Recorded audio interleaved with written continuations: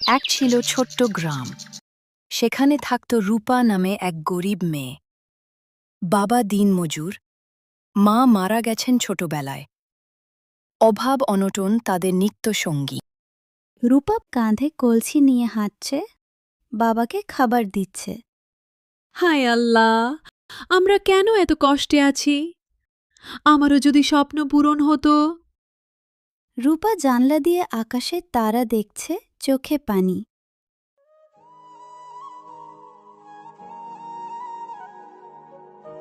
রূপা, ভয় পেও না, আমি তোমার বন্ধু হতে এসেছি। কে কে কথা বলল? জানলার ধারে এক জ্বলজ্বলে তোতা পাখি। আমি জাদুর পাখি, তোমার দুঃখ আমি অনেক দিন ধরে দেখছি। আজ থেকে আমি তোমার বন্ধু। তুমি সত্যি কথা বলতে পারো?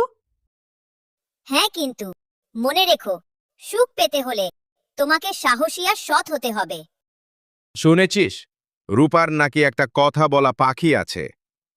এ কি আবার হয় নাকি? নিশ্চয়ই জাদুর ব্যাপার।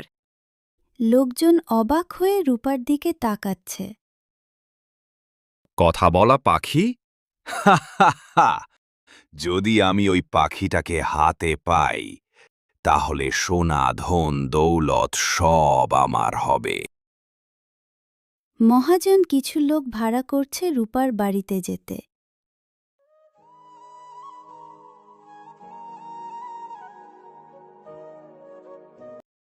মহাজনের লোকজন রূপার ঘরে ঢুকে পাখিটাকে খাঁচায় পুড়ে ফেলে। না, আমার বন্ধু, তাকে নিয়ে যেও না। ভয় পেও না রূপা, আমি আবার ফিরব।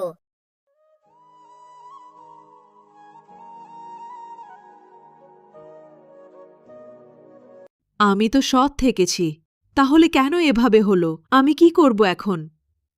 সূর্যের আলোয় তার চোখ ভিজে উঠছে। লোভ করলে তুমি ধ্বংস হবে।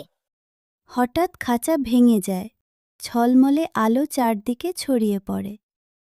পাখি উড়ে যায় রূপার কাছে। তুমি ফিরে এলে। তুমি সত্যিই জাদুর পাখি। লোভের ফল কখনো ভালো হয় না। মহাজন তার সবকিছু হারালো। রূপা, তুমি আমাদের গর্ব। তুমি প্রমাণ করেছ দয়া আর সততা সবসময় জয়ী হয়। মনে রেখো, ভালোবাসা আর সাহস থাকলে কোনো দুঃখ স্থায়ী হয় না। রূপা হাসছে, পাখি তার কাঁধে বসে আছে, গ্রামে আনন্দ উৎসব শুরু। এভাবেই ছোট্ট এক মেয়ে আর তার জাদুর পাখি বদলে দিল পুরো গ্রামের ভাগ্য।